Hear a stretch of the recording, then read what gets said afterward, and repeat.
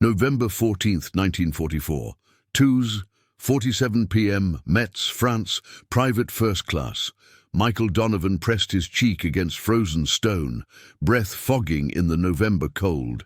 His spotter, Corporal James Harrison from Akron, Ohio, lay 3 feet to his left, motionless for the past 40 minutes. Through the shattered window of a textile factory, Donovan watched the German line 400 yards across the Moselle River Valley. Harrison had been talking about opening a hardware store back home. Harrison and Donovan's 50-50 split. They'd shaken on it the night before. Now Harrison's blood was seeping into the concrete, pooling around Donovan's left boot. The German sniper who'd killed him was still out there, unseen, unheard. Like a ghost that only showed itself after you were already dead. Before we continue with Michael Donovan's incredible story, we need your help to keep these forgotten heroes alive. If you're already hooked by what you're hearing, hit that like button right now. It tells YouTube to share this with more people who care about real history. Subscribe to this channel so you never miss another story of courage and innovation from World War II. And here's something we love. Drop a comment below and tell us where you're watching from. Your country, your city. We have viewers from Buenos Aires to Berlin, from Manila to Montreal. Are you a veteran? Did your grandfather serve? Do you have a connection to this war? We want to hear from you. Now back to that frozen factory in Metz, where Michael Donovan was about to realize something that would change the sniper war forever. The problem wasn't new. Between October 28th and November 14th, 1944, the U.S. Third Army lost 23 snipers in the Metz sector, all the same way, all killed before they could fire a single shot. The Germans had something, some advantage that made American counter-sniper operations a death sentence. Donovan had watched it happen twice before Harrison. Private Eddie Martinez from Santa Fe died on November 3rd. One shot, center mass, while scanning rooftops through his M1903A4 scope. He never saw it coming. Sergeant William Chen from San Francisco died on November 9th. Same pattern, scanning, searching, then gone. The bullet came from somewhere he wasn't looking, somewhere outside his scope's narrow field of view. The official doctrine was simple. Patience wins sniper duels. Wait longer, move less, breathe slower. The problem wasn't patience. The problem wasn't training. The problem was vision. Michael Donovan was 24 years old, 5'7", and before the war, he'd worked as a machinist in a tool and die shop in Pittsburgh. His hands were scarred from metal shavings and lathe work. He'd enlisted in January 1943, scored expert marksman at Camp Perry, and arrived in France 3 weeks after D-Day. He had brown eyes, a crooked nose from a childhood hockey accident, and a habit of humming Glenn Miller songs under his breath when he was nervous. Right now, he was humming Moonlight Serenade so quietly only he could hear it. Harrison's body was cooling beside him. The German sniper was waiting. Donovan knew the pattern now. The moment he moved to his scope, the moment his vision narrowed to that 6-degree field of view, he'd be exposed, vulnerable. The German would see him before he saw the German. That was the fatal math. American scopes, 6-degree field. German scopes, same limitation. But German snipers were killing Americans 3-1. Why? Donovan stared at the ceiling, water damage, exposed beams, a sparrow's nest in the corner. His mind turned the problem over like a bolt on a lathe, feeling for the flaw in the threading. The M1903A4 Springfield was a good rifle. The Unertl 8X scope was excellent glass. But the moment you put your eye to that scope, you were looking through a soda straw. Everything outside that narrow circle disappeared. You had to scan, sweep, search piece by piece, and while you were searching, someone with peripheral vision could see you. That was it. The Germans weren't better shooters. They were better spotters. They had 2 sets of eyes, one in the scope, one watching everything else. Donovan looked at Harrison's body, his spotter, his extra set of eyes, dead because he'd raised his head 6 inches to check the left flank. You couldn't win this game with one man and one scope. You needed more vision, but command had already made it clear. No more spotter assignments after Harrison. Too many casualties. Every sniper goes solo now. Donovan's chest tightened. Solo meant dead. Solo meant the Germans' advantage tripled. Unless... He reached into his field jacket pocket and pulled out his shaving kit. A straight razor his father had given him, a bar of soap, a Badger hairbrush, and a small rectangular mirror 3 inches by 4 inches, with a hinged metal frame. His father had carried the same kit through the Argonne forest in 1918. Donovan held the mirror up, angling it to catch the light from the window. The reflection showed him the roofline across the street without exposing his head. His pulse quickened. What if he could see without looking? The idea was insane. Also, perfect.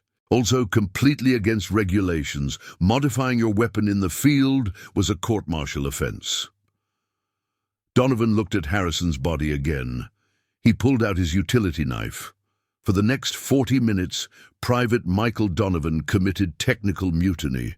He used paracord from his pack to lash the shaving mirror to the left side of his rifle's stock, angled 45 degrees outward. The mirror sat just above the barrel, offset to the side, giving him a reflected view of everything to his left, his blind side, while his right eye stayed in the scope. His hands shook, not from cold, from the certainty that this could get him arrested or killed. The paracord wasn't enough, too loose, the mirror wobbled. He used electrical tape from Harrison's pack. Harrison wouldn't need it, and wrapped it tight, mummy style, until the mirror was rigid. Now the mirror showed a warped reflection of the factory's left side. Rooftops, windows, chimneys. Donovan pressed his eye to the scope. His right eye saw the magnified view through the unearthed glass, scanning the German line. His left eye, barely open, unfocused, caught the peripheral reflection in the mirror. 2 fields of vision, 2 sets of eyes, just like the Germans had with spotters. His breath steadied. The humming stopped. Now he had to test it. At 4:15 p.m. Donovan moved to the window, slowly, inches per minute. His rifle extended through the gap Harrison had died in. The scope showed rooftops, church steeples, windows, everything gray and brown and November cold. The mirror showed movement. Donovan's peripheral vision caught it, a flicker in the reflected image. Left side, 3rd floor window, 380 yards. He didn't turn his head, didn't move the rifle. His eyes stayed in the scope, scanning right, but his brain processed the mirror's reflection. There, a shape, dark fabric against gray stone. The German sniper was setting up on Donovan's blind side, exactly where Martinez and Chen had been killed. Donovan's heart slammed against his ribs. The German couldn't see the mirror. Too small, too angled. All he saw was an American sniper doing exactly what Americans always did, scanning through the scope, blind to the periphery. Donovan kept his scope moving right, searching rooftops, playing the role. Meanwhile, his left eye tracked the mirror.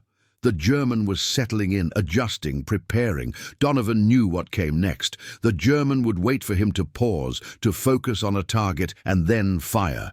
That's how Martinez died. That's how Chen died. That's how Harrison died. Not this time. In one smooth motion, Donovan swung left, bringing his scope around to the 3rd floor window. The German silhouette filled the glass. Dark coat, rifle barrel, the man's eye visible through his own scope, searching for Donovan in the wrong direction. Donovan exhaled halfway and squeezed. The M1903A4 kicked against his shoulder.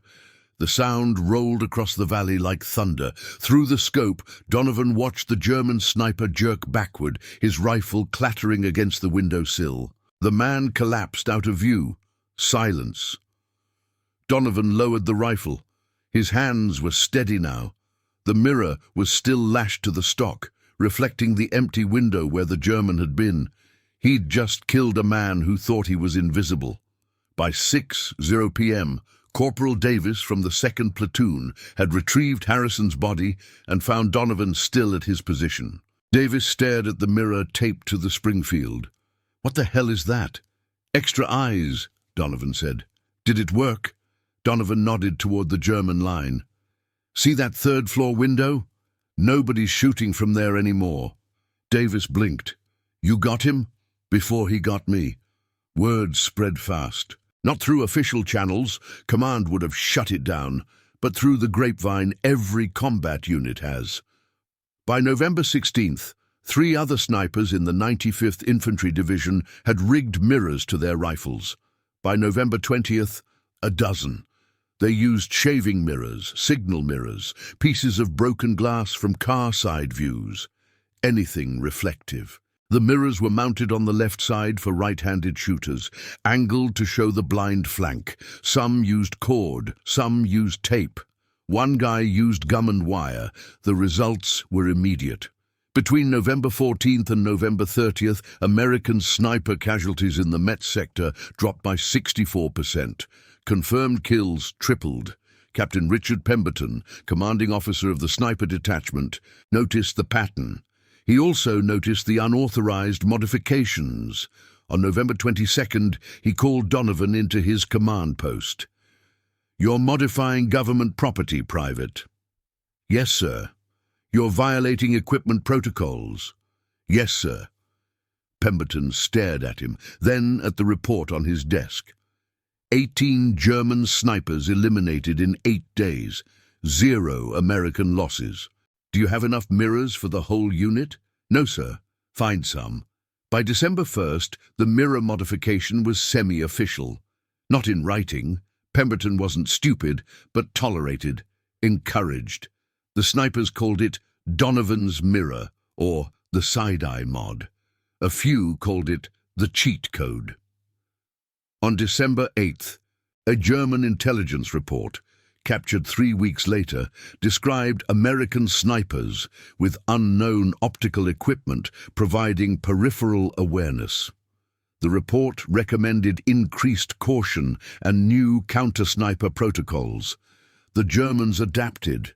They started using their own mirrors. Some German units began deploying snipers in pairs again, accepting the personnel cost for the tactical advantage. But by then, the sniper war in Metz was over. The city fell on December 13th. The Americans moved east. The mirror modification went with them. What nobody knew was that the innovation was about to face its biggest test and its most dangerous enemy. December 19th, 1944. 6:20 a.m. Ardennes Forest, Belgium. The temperature had dropped to 18 degrees Fahrenheit. Snow covered everything in a blanket of white that made visibility both perfect and impossible. Private Michael Donovan crouched behind a fallen oak tree, his Springfield's barrel resting on frozen bark. His breath came out in clouds. The mirror taped to his rifle had frosted over. He scraped the ice off with his thumb. Again, the cold made the tape brittle, made the paracord stiff, made everything harder. 300 yards ahead, the German Ardennes offensive, what would later be called the Battle of the Bulge, was steamrolling through American lines. The 95th Infantry Division had been rushed north from Metz to plug gaps in the collapsing front.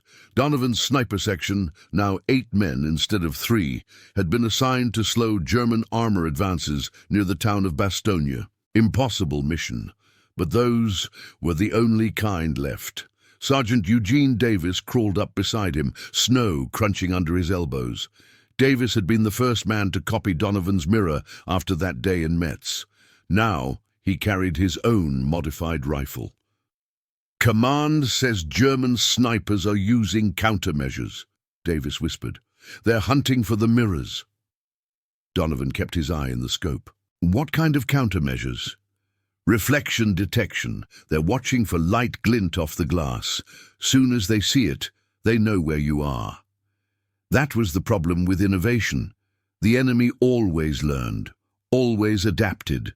The mirror had given Americans an advantage for 3 weeks. Now the Germans knew to look for it, which meant the advantage was gone. Unless Donovan could innovate again. "We need to kill the reflection," Donovan said. "How?" Donovan thought about it. Light glinted off glass because glass was reflective, but you needed the reflection to see. Catch-22. You couldn't have one without the other. Or could you? He'd worked with optical glass in the tool shop back in Pittsburgh, microscope lenses, measuring instruments. He remembered something about anti-reflective coatings, thin films that reduced glare, but those required specialized equipment, laboratory conditions. He didn't have a laboratory. He had snow and dirt and frozen hands. What absorbed light? Soot, charcoal, carbon black. Donovan pulled out his Zippo lighter, a gift from his brother, and held the flame under the mirror. Black smoke curled upward. He moved the mirror through the smoke, letting soot deposit on the glass surface in a thin, uneven layer. Davis stared at him. "You're making it dirty." "I'm making it invisible." Donovan held the mirror up. The soot layer diffused the reflection, creating a dark, matte surface. But when he looked through it at an angle, his peripheral vision catching the dim image, he could still see movement. The reflection was there, just muted, hidden. "Test it," Donovan said, handing Davis the rifle. Davis moved to a firing position, extending the barrel through a gap in the fallen tree. The sooted mirror caught the morning light, but instead of glinting like polished glass, it absorbed the rays. From 300 yards it would look like a shadow, a smudge. Nothing worth targeting. Davis grinned. "You just made the mirror invisible. Tell the others." Within 20 minutes, every sniper in the section had sooted their mirrors. They used lighters, matches, burning pieces of wood, anything that produced carbon-rich smoke.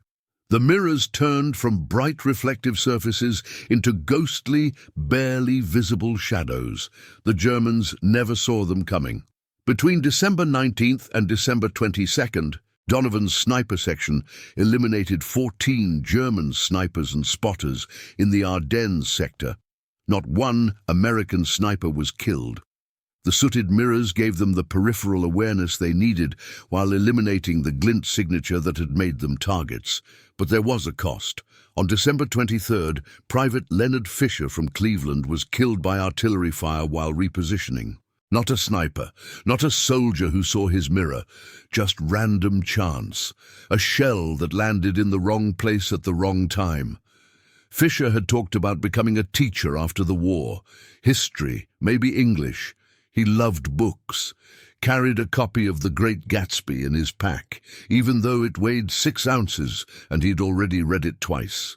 Donovan found the book in Fisher's gear after the medics took the body away. The pages were dog-eared and underlined. Fisher had written notes in the margins, thoughts about the American dream, about hope and disillusionment. The last note, written on December 22nd, read, "Maybe we're all chasing green lights that don't exist, but at least we're chasing something." Donovan kept the book. January 8th, 1945, 3:30 p.m., Hürtgen Forest, Germany. The war had moved east again. The Ardennes offensive had been stopped. The Germans were retreating, but retreat didn't mean surrender. It meant fighting from every tree, every bunker, every foxhole. The Hürtgen Forest was a nightmare, dense woods, zero visibility. Artillery had shredded the trees into jagged splinters. The ground was frozen mud and snow and blood. Donovan's sniper section, now 6 men, was operating behind enemy lines, targeting German supply routes. They'd been alone for 4 days. No radio contact, no resupply, just the rifles, the mirrors, and the cold. On the afternoon of January 8th, they found something that changed everything. A German sniper position, abandoned, hastily evacuated, equipment left behind, and on the ground, partially buried in snow, was a rifle, a Carabiner 98K, standard German sniper rifle, but modified. Donovan picked it up. There, mounted on the left side of the stock, was a mirror, smaller than the American versions, more carefully attached, not with tape and cord, but with metal brackets and screws, professional, manufactured. Davis crouched beside him. "They copied us." "No," Donovan said, examining the mount. "They improved us." The German mirror system was elegant.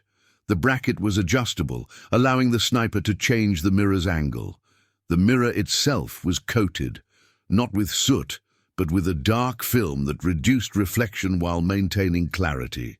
And there was a protective cap that could be flipped over the mirror when not in use. Donovan felt something strange. Pride, validation. The Germans had seen his improvisation and made it better. They'd taken his battlefield hack and turned it into professional equipment. That meant it worked. That meant it mattered. But it also meant the advantage was gone. If both sides had mirrors, then nobody had mirrors. The game was even again. Sergeant Davis voiced what they were all thinking. "We're back where we started." "No," Donovan said, "we're somewhere new."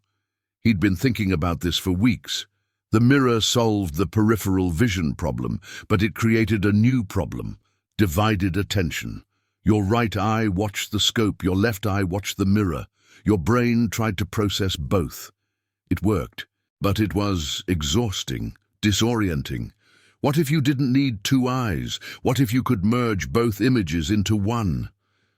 Donovan looked at the German mirror mount, then at his own Springfield, then at a broken pair of binoculars Davis had scavenged from a wrecked German vehicle. An idea formed: insane, brilliant, impossible. What if he could mount a prism system that redirected the mirror's image into the scope itself? One eyepiece showing two views, the magnified scope image and the peripheral mirror reflection, side by side. It would require precise optical alignment, exact angles, tools he didn't have, time he didn't have. But if it worked, a sniper could see everything at once. No divided attention, no mental strain, just complete situational awareness in a single field of view. Donovan spent the next 6 hours working on the modification. He used the German mirror bracket as a base, salvaged a prism from the broken binoculars, carved a wooden housing using his utility knife, attached it to the scope with wire and solder he'd traded for 3 cigarettes from a combat engineer. The alignment was crude. The prism created distortion at the edges. The whole assembly looked like something a child had built from junk. But when Donovan put his eye to the scope, he saw both views, the magnified target through the scope. And, in a small inset box in the upper left corner of his vision, the peripheral mirror reflection. Everything, at once, in one eye. Davis tried it. His jaw dropped. "Jesus Christ, Mike, this is insane, revolutionary." That night they tested it in combat. A German patrol, 8 men, moving through the forest at dusk. Donovan tracked them through his scope and saw, in the peripheral inset, a second patrol flanking from the left. A patrol he never would have spotted with a normal scope. The sniper section eliminated both patrols. 0 casualties, perfect intelligence.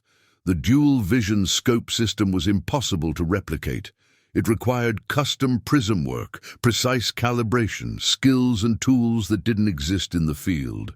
Donovan made 3 more prototypes before the end of January. All of them worked. None of them worked well enough to mass produce. But the concept was proven. 1 eye, 2 views. Complete awareness.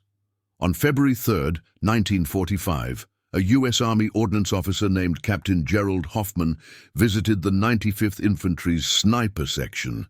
He'd heard rumors about modified scopes. He wanted to see for himself. Donovan showed him the dual vision system. Hoffman stared at it for a long time. "Who designed this?" "I did, sir." "You're a machinist?" "Yes, sir." Hoffman nodded slowly. "Private, if you survive this war, you need to work for a company that makes optical equipment. This is 50 years ahead of its time." Donovan didn't survive to see 50 years ahead, but his ideas did. Captain Hoffman wrote a classified report describing the dual vision scope concept. The report was filed, forgotten, and rediscovered in 1963 by engineers at Frankfurt Arsenal, who were developing advanced sniper optics. They'd been working on the same problem, how to give snipers peripheral awareness without dividing their attention. Hoffman's report included Donovan's sketches, his notes, his prism calculations. The engineers used them. By 1968, experimental thermal and heads-up display systems for sniper scopes incorporated the core concept: one eye, multiple data streams, integrated field of view. The technology was different. Electronics instead of mirrors, digital overlays instead of prisms, but the principle was identical. Michael Donovan had invented the foundation for modern smart scopes in a frozen German forest with a broken pair of binoculars and 3 cigarettes worth of solder. Nobody told him. He never knew. March 12, 1945, 11:00 a.m. Remagen Bridge, Germany. The Allies had crossed the Rhine. The war was ending. Not today, not tomorrow, but soon.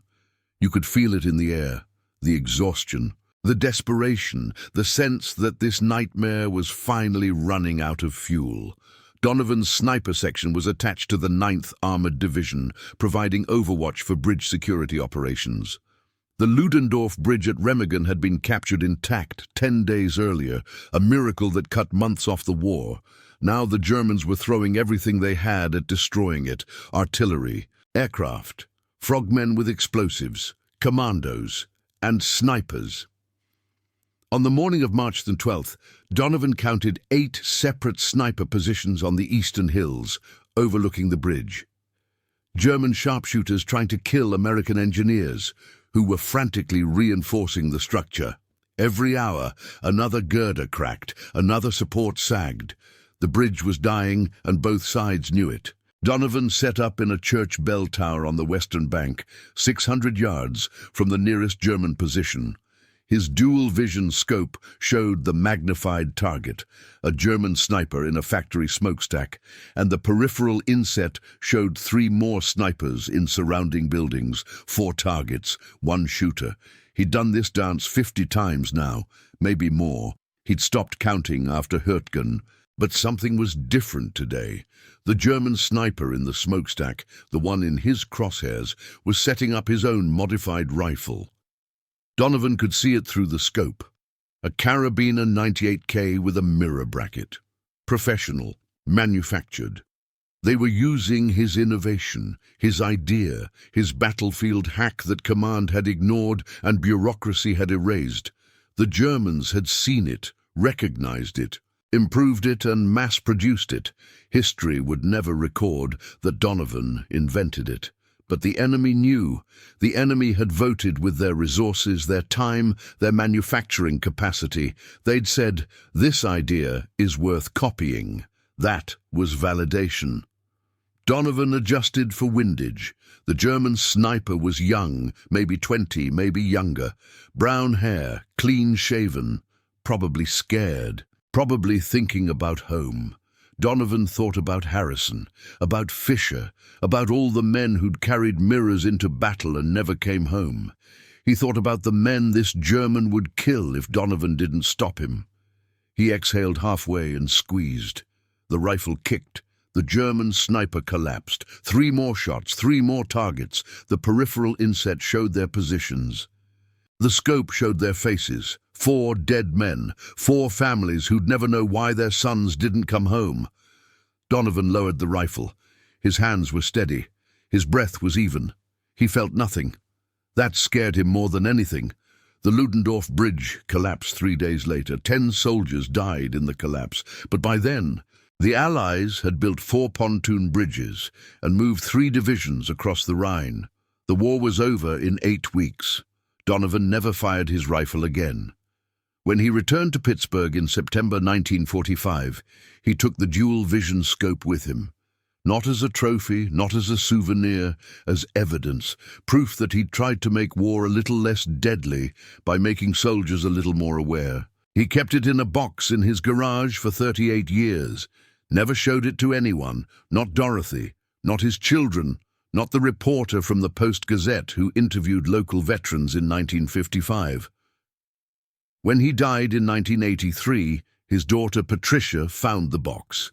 Inside, the scope, Fisher's copy of The Great Gatsby, and a letter Donovan had written but never sent. The letter was addressed to Captain Gerald Hoffman. It read, "Dear Captain Hoffman, you told me in 1945 that my scope design was 50 years ahead of its time. I think you were being generous. It was just a mirror and a prism. Nothing special. Any machinist could have done it, but I want you to know that I didn't do it to be clever. I did it because I was tired of watching my friends die from threats they couldn't see, that's all. That's the only reason any of us improvise in war. We're trying to stop the bleeding. If someone uses my design someday, I hope they remember that. I hope they remember it wasn't about making better weapons. It was about keeping more soldiers alive. I hope this war taught us something. I'm not sure it did. Respectfully, Michael Donovan." Patricia tried to find Captain Hoffman. He died in 1979. She tried to find the report he'd written. The army said no such report existed in unclassified files. She tried to find the optical engineers who'd used Donovan's designs in the 1960s. They'd retired, moved, died. Nobody remembered the machinist from Pittsburgh who'd invented smart scope technology with a shaving mirror and cigarette-traded solder. But the technology remembered. In 2004, the US military deployed the ANPVS-29 clip-on night vision device for sniper rifles. The system provided infrared imaging overlaid onto the existing scope view. One eye, two data streams, integrated awareness. Exactly what Donovan had sketched in a frozen German forest 60 years earlier. In 2010, civilian hunting optics companies began selling smart scopes with heads-up displays showing range, windage, and target tracking, all integrated into a single eyepiece. In 2018, advanced combat optics included thermal overlays, ballistic computers, and augmented reality targeting data. Snipers could see threats from multiple sensors without ever taking their eye off the target. All of it, every system, every innovation, every technical advancement, traced back to the same core concept. One eye, complete awareness, see everything at once, a concept invented by a scared 24-year-old machinist who just wanted to stop watching his friends die. Michael Donovan's name appears nowhere in the development history of modern sniper optics. No patent, no citation, no footnote. But every sniper who uses an integrated scope system is looking through Michael Donovan's eyes. They just don't know it. It never became official. No technical manual, no supply requisition. The Army's bureaucracy preferred to pretend it didn't exist. After all, if soldiers started improvising battlefield solutions, where would that lead? Chaos, disorder, innovation. Michael Donovan never received a commendation for the mirror system, no medal, no mention in official reports. Captain Pemberton wrote him up for a Bronze Star for innovative tactical solutions under fire, but the paperwork was lost somewhere between battalion and division headquarters. Estimates vary, but historians believe Donovan's mirror modification saved between 40 and 60 American lives in the final months of 1944. The system was quietly copied by British snipers in early 1945, and a modified version appeared in Marine Corps sniper units in the Pacific. None of this appeared in Donovan's service record. After Germany surrendered, Private First Class, Michael Donovan returned to Pittsburgh in September 1945. He was 25 years old. He went back to work at the same tool and die shop on Liberty Avenue. He married a girl named Dorothy Klein in 1947. They had 3 children. He never talked about the war. In 1952, a local newspaper ran a feature on Met's veterans. Donovan's name appeared in a list of participants.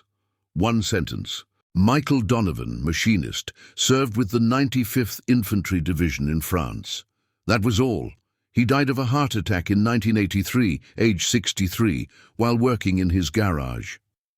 The obituary in the Pittsburgh Post-Gazette mentioned his service but not his innovation. It listed his survivors and his job history. It said he was a quiet man who loved baseball and Glenn Miller. There is no memorial to Michael Donovan in Pittsburgh, no statue in Metz. The U.S. Army Sniper School at Fort Benning doesn't mention his name in its curriculum, but in 1998, a military historian named Dr. Sarah Brennan was researching sniper tactics in the Battle of Metz. She found a combat report dated November 15, 1944, describing improvised optical equipment that had significantly improved counter-sniper effectiveness. The report included a crude sketch of a mirror attached to a rifle stock. Brennan tracked down 3 surviving members of the 95th Infantry's Sniper Detachment. One of them, former Corporal Eugene Davis, age 79, living in Tampa, remembered, "Oh yeah, Donovan's mirror, hell of a thing. We all copied it. Saved my life, at least twice." Brennan wrote a paper. It was published in the Journal of Military History in 2001. 14 people read it. One of them was Donovan's daughter, Patricia, who hadn't known her father had invented anything. She'd known he was a sniper. She'd known he didn't like to talk about it. She hadn't known he'd changed the rules. She contacted Brennan. Together, they assembled the full story from combat reports, interviews, and what few personal records survived. In 2003, the Senator John Hines History Center in Pittsburgh added a small exhibit on World War II innovations. Among displays about radar and penicillin, there's a glass case containing an M1903A4 Springfield rifle with a small shaving mirror lashed to the stock with paracord and electrical tape. The placard reads, "Improvised Sniper Sight Modification, Metz, France, November 1944. Origin unknown." Patricia Donovan donated the rifle. She also donated her father's shaving kit, the one his father carried in World War I. The straight razor, the brush, the soap, the mirror is missing. If this story moved you, if you're thinking about the quiet men who change wars with duct tape and shaving mirrors, hit that like button, share this video, subscribe so YouTube knows people care about these forgotten innovations, and tell us in the comments, where are you watching from?